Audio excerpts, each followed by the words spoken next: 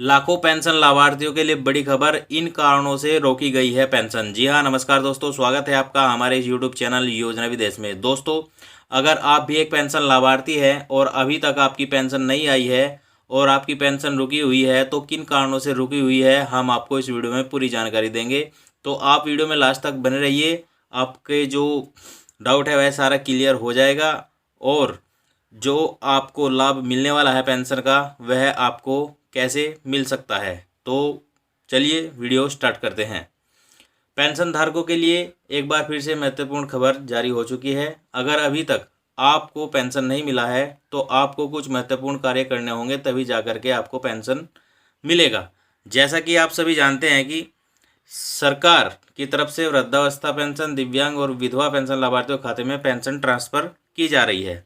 दोस्तों, कुछ पेंशन लाभार्थियों के खाते में यह ट्रांसफ़र की जा रही है। किसी के खाते में 1500 रुपये, किसी के खाते में 3000 और यहाँ तक कि किसी के खाते में 6000 रुपये भी ट्रांसफ़र किए जा रहे हैं। और यह कार्य सभी राज्यों में चल रहा है। कुछ राज्य सरकारें अपने यहाँ के पेंशन लाभार्थियों को हर महीना पेंशन देती है और कुछ राज्य सरकारें अपने यहाँ के पेंशन लाभार्थियों को 3 महीने में पेंशन देती है। यानी कि कुछ राज्य सरकारें तो हर महीने पैसा देती हैं और कुछ राज्य सरकारें 3 महीने का इकट्ठा करके पैसा देती है। जैसे कि उत्तर प्रदेश सरकार 3 महीने का रुका हुआ पेंशन 3000 रुपये पेंशन लाभार्थियों के खाते में ट्रांसफ़र कर रही है।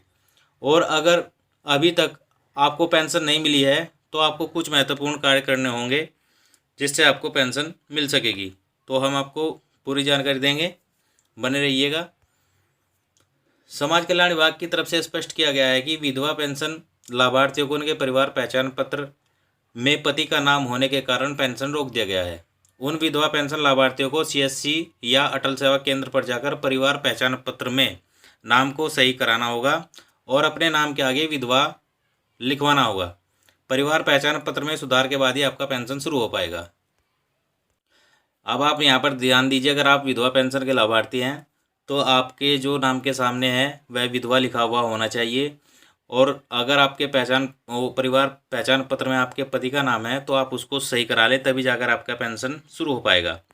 वहीं विभाग ने यह भी स्पष्ट किया है कि पति पत्नी को की परिवार पहचान पत्र में आए 2 लाख रुपए से अधिक होने पर भी पेंशन रोक दी गई है। इसलिए आप अपनी आय का ब्यौरा सही से ठीक करा लें।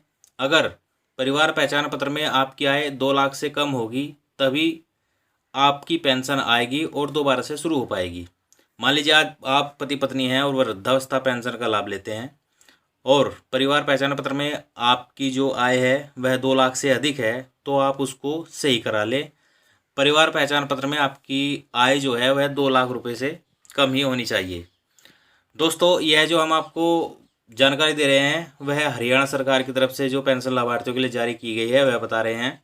इन्हीं कारणों से हरियाणा के हजारों पेंशन लाभार्थियों की पेंशन रोक दी गई है। हालांकि समाज कल्याण विभाग के द्वारा पेंशन लाभार्थियों को इन गलतियों को जल्द से जल्द सुधार करने और जो परिवार पहचान पत्र है उसको दुरुस्त कराने के लिए कहा गया है। इसके लिए विभाग ने डोर टू डोर कार्य भी करा रहा है। यानी कि जो हरियाणा सरकार है वह डोर टू डोर कार्य करा रही है। जो उस हलके का जो आंगनबाड़ी होते हैं उनके जरिए वह डोर टू डोर कार्य करा रही है और परिवार पहचान पत्र को दुरुस्त करा रही है।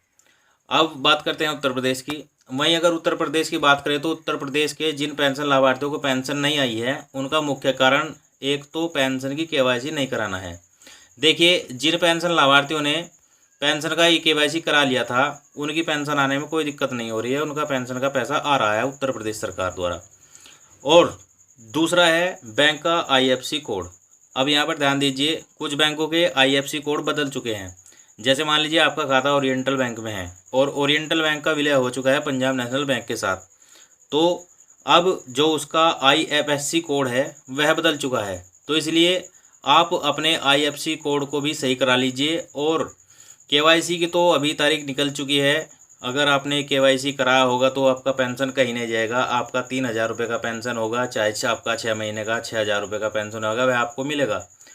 अब कुछ भाई कमेंट कर रहे थे कि हमें 3 महीने का पेंशन मिल चुका है जुलाई में और जो बाकी का पेंशन है वह नहीं मिलेगा। अब मैं उन भाइयों को बताना चाहता हूं कि पेंशन का जो पैसा आता है वह 3 महीने में सरकार के द्वारा ट्रांसफ़र किया जाता है।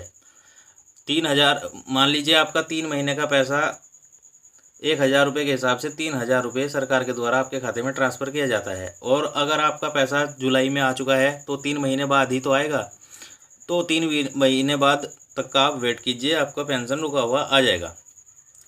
तो यह मुख्य कारण थे जिनकी वजह से पेंशन रोकी गई है और पेंशन नहीं आई है। वीडियो अगर पसंद आया तो प्लीज़ वीडियो को लाइक शेयर कमेंट जरूर कर दीजिए। अगर आप चैनल पर नए हैं तो चैनल को भी ज़रूर सब्सक्राइब कर लीजिए।